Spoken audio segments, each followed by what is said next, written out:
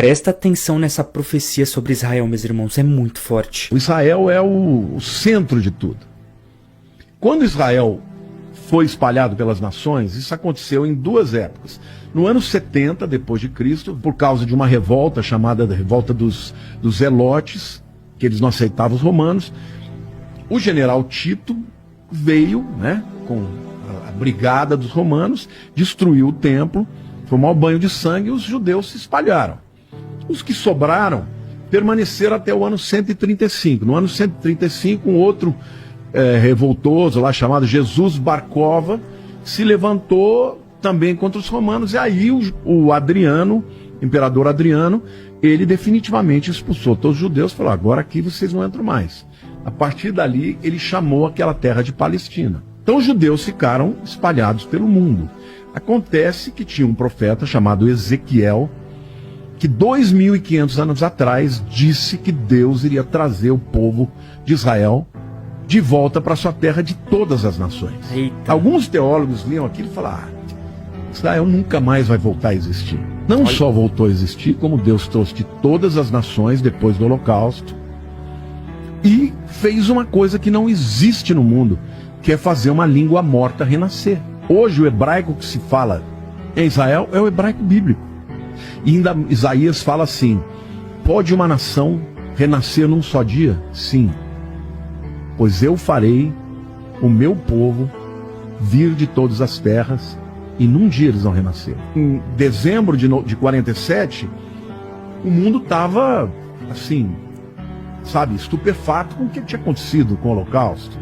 Aquelas valas de um monte de pessoas lançadas, 6 milhões de judeus, né? A solução final, aquela coisa horrorosa. Então o mundo estava dizendo: nós temos que resolver.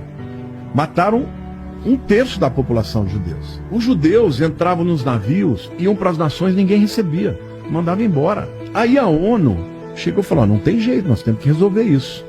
Fizeram um plano chamado de plano de partilha, onde que eles pegavam a Palestina e davam a pior parte para os judeus e davam a melhor parte para os palestinos. Só que a ONU aprovou, mas não fez acontecer.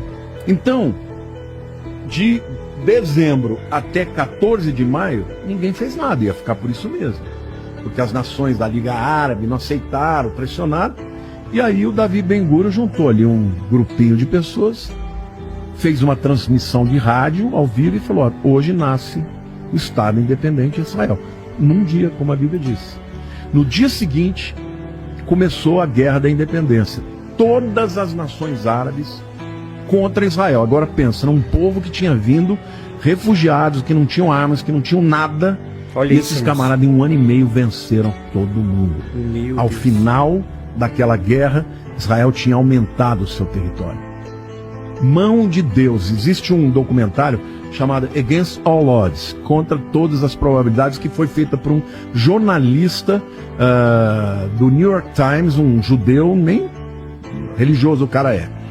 Esse camarada foi e fez um monte de perguntas para tanto árabes quanto judeus, que participaram tanto da Guerra da Independência e depois da Guerra dos 6 Dias, que aconteceu em 67. Sabe o que acontecia? Os camaradas diziam assim: ó, a gente ia soltar foguete, não fazia, não soltava.